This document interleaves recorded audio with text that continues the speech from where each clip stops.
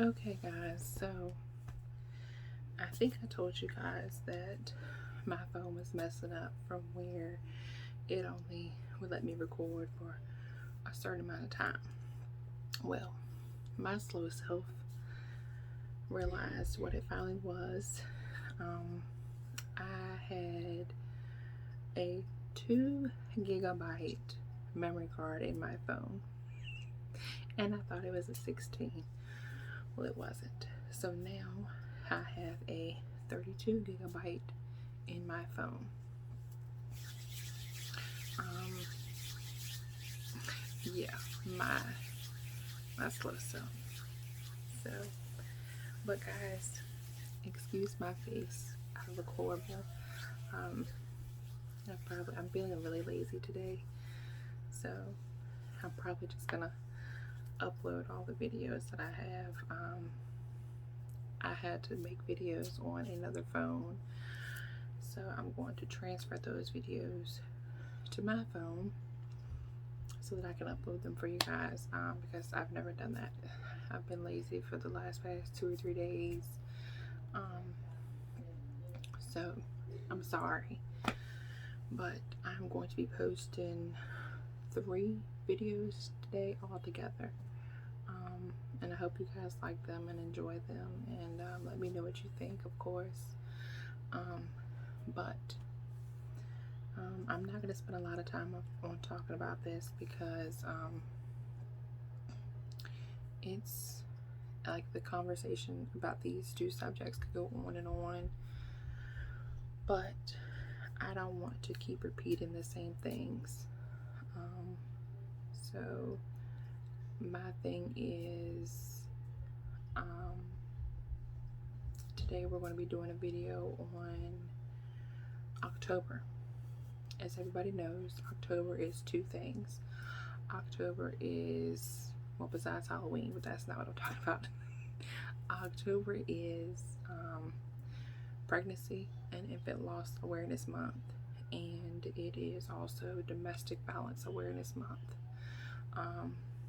I am a mother to an angel baby, so I have lost a child. I lost my baby back in 2017.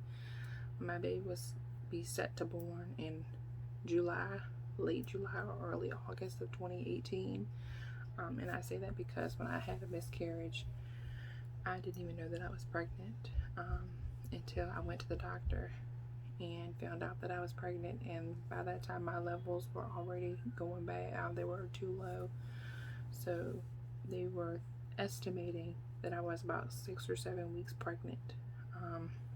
So that's why I say that I was supposed to be having my baby in late July or early August. I'm telling you that it's not. I know a lot of people go through it. Some people, don't. And some people lie and say that they have and they haven't. And that is not a feeling that anybody wants to feel. That is not something that you want to live with. It's very hard. You have your moments where you just cry for no reason. You cry because you want your child, or you get in a really bad state of depression. And that's the way I was. Like, I would cry hearing certain songs. I would cry watching TV. I would even cry taking a bath. So then I would just wake up crying in the middle of the night. You have dreams about your baby. And it just goes in your mind of what things could have been, how they could have been, what they would have been, what your child would look like, what you and your child would have to go through. You think about all that stuff, and it gets you upset, it gets you depressed, and you want another child, but sometimes you don't get that. Like me, I've been trying to have another child since 2017, and I don't have one. But I do struggle with endometriosis, and I do struggle with PCOS. If anybody doesn't know, PCOS is polycystic ovary syndrome. So it's really hard for you to get pregnant. It's possible, but it's hard. Some people have a harder time with getting pregnant than others. So I've only been able to have one pregnancy, but I ended up having a miscarriage. So please be mindful of, everyone that has lost a child, especially during this month, because it's hard. I mean, every day is hard, but just be thinking about the moms that, have had to bury their children, or they had to deal with a miscarriage, because it's hard, and it's especially hard if you've had to bury your child. My father, he's my stepfather, but I call him my father. He had to bury his daughter, and she was in her 30s, and that's a sad situation as well. She had a lot of health issues, but he was lucky enough to still have his daughter for 30 plus years, and she wasn't supposed to make it past 8 or 12 years old, but she still, she was still here, thankfully. But I've seen him, and it hurt like any other death would, but when you lose a child, to me it's more painful, because you have to start a life without your child, just like you would with anybody, but that's your child, so be thinking, looking out, and be thinking and praying of the ones that they had to go through this. And I see that y'all see the bed in the background. Sorry. I've been trying to do a lot of videos outside, but I have to take my husband to work at 9 o'clock in the morning now. So by the time I do that, it's kind of hard when you got vehicles going up and down the road, and then you got kids playing and hollering and all that stuff. So it's kind of hard to do the videos outside. So y'all will be seeing the inside of my house a whole lot more. Unless I can somehow manage to swing a video when it's raining or something. But the next thing I want to talk about is domestic violence awareness, since this is Domestic Violence Awareness Month. A girl that I went to school with, I didn't really know her like that. I just went to school with her. She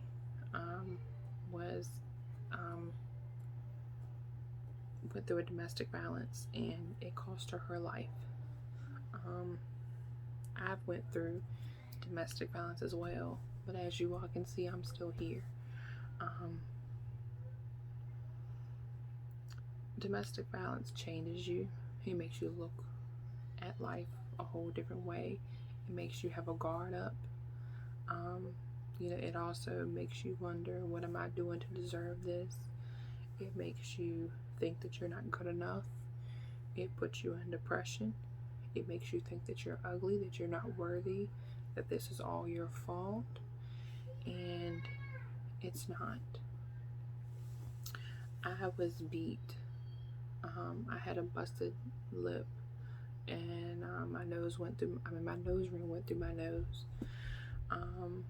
My face was all red and scratched up, and my head and my back actually went through a wall, all because I didn't know how to play spades. I never played spades, so I was learning, and I lost us the game. It was my fiance at the time, and he got mad and slapped me in the face, punched me, and me being me, I fought back, and then I went through a wall. So, and of course, like everyone else, I stayed because I loved him, even though I knew deep down that if he really loved me, he wouldn't put his hands on me. But I just thought that, it's my fault because I didn't know how to play this game. It's my fault because I should have played this card instead of this card. I should have been paying attention. You know, making every excuse under the sun. Well, he's sorry, you know, he loves me and it was my fault. No. If you are in a domestic violence relationship, please get out. Because if not, it could cost you your life and your family, whether it's your mother, your father, your aunt, uncle, niece, nephew, your children. They're going to miss you when you're gone. Whether you believe it or not, they're going to miss you when you're gone. And the abuse that you're enduring is not worth you using your life. It's not worth you wasting your life with someone who does not value you as a person. They don't value you. They don't value your relationship. They don't deserve your loyalty or your love. And you just need to get out. I mean, I know it's easier said than done, and I know it's easier said than done for most women, because most women, you know, they go through our abuse a whole lot worse than what anyone knows or what I know. So it's harder for them. But if you have anyone that you can talk to, that you can trust, you know, that can help you get out of this situation, then please do so. Don't be embarrassed. And that's a big main thing. Like, a lot of people are embarrassed to tell someone that their significant other is beating on them or stealing from them, because that's abuse too. You know, there's different types of abuse. There's emotional abuse, there's physical abuse, and there's financial abuse. Those are the main three. And, you know, even if someone is just telling you, hey, you're stupid, you know, you don't know nothing, they're constantly yelling at you and downgrading you, you know, you need to leave, because that could easily turn into a physical altercation, and you never know what that person has going through their mind, you know. So you need to get out. Once you start seeing the red flags, and just to think that they're controlling you, or they're going through your phone constantly, they're constantly, you know, acting like they're going to hit you, or they do hit you, or they're constantly downgrading you, you know, that's when you know it's time to leave. And I understand that, you know, you may love them, but you need to ask yourself, is this what love is supposed to feel like? Because the answer is no. If they really love you, they wouldn't do that to you. They wouldn't put you through that. The next question is, you need to ask yourself, how would I feel if my daughter or my son was going through this? You would tell your child to get out of that relationship. So you need to do the same. And another thing is, you need to look at it like this. If your kids are there, my kids are hearing me be abused. My kids are seeing me be abused. Or are my kids seeing this, and are my kids hearing this? Because if they are, you need to get out. Because your kids don't need to grow up thinking that's okay, and then they get in a relationship and then they do that to their significant other, or they get done the way that you got done. So you need to just get out. Just domestic violence, get out. That's plain and simple. I can't remember what else I was going to say, but, you know, it's a terrible situation for both of those things. So if you know anyone who's being abused, please talk to them. See if you can get them help, whether it's counseling or getting them to leave the person that they are with. You know, try to be their escape route, because everyone needs to be in a loving, happy home, not something abusive, because that's not love. And remind the people that are being abused, if you know it, you know, remind them that their value in life is more than what they're going through. Their worth is more than what they're going through. That they are a strong individual, that they can get through anything, and that they have a big support system behind them, to where they can leave this type of relationship, and that there's plenty of other people out there who will love them and treat them the way that they are supposed to be treated, that they don't have to deal with this. And remind them that if someone really loves you, they are not going to abuse you in any type of way. Remind them that none of this is their fault. They may love that person, but it's not true love, because that person clearly does not love them. So, with that being said, I'm going to stop talking about this, because I could, like I said earlier, I could go on and on about this, and I feel like I'm repeating the same things, and I don't want to do that. But like I said, if you are in an abusive relationship, please get out. Please contact somebody, whether it's your friends, your family, local law enforcement. Contact someone to where they can help you, because it's not safe. Your loved ones don't want to bury you. Your loved ones would rather hear your story and help you get out of this situation than to bury you. It's embarrassing, but at the end of the day, you need to live. You need to live for your family, your friends, most importantly yourself. You need to live to tell your story so that it can help other women and help them see their value, their worth, and help them realize what love is, and help them get out of these situations.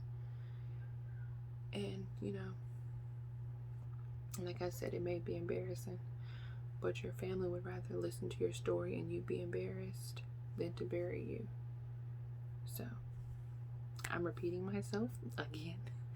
So I'm going to end this video, and I want to say thank you all for watching. And I also want to say, like I always say, people are going through things out here in the world, whether it's abuse, having a miscarriage, having to bury a child or another loved one or a family member, you know, whether they're due to COVID or they're sick.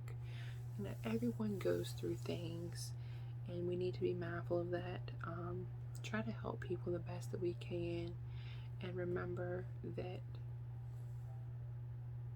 you can be a listening ear. You can help someone in some way, shape, or form. You know, we all have those days where we're sick, we're lazy, we don't feel like doing anything, we're depressed, or we're happy. You know, we have money, we don't have money. You know, we would want someone to help us when we are in need. So we need to help others if we can when others are in need. So please be mindful of that, and always be willing to listen to someone and their story and help them through whatever possible. So I'm going to leave you guys now, and I hope you enjoy this video, and I look to hear from you soon.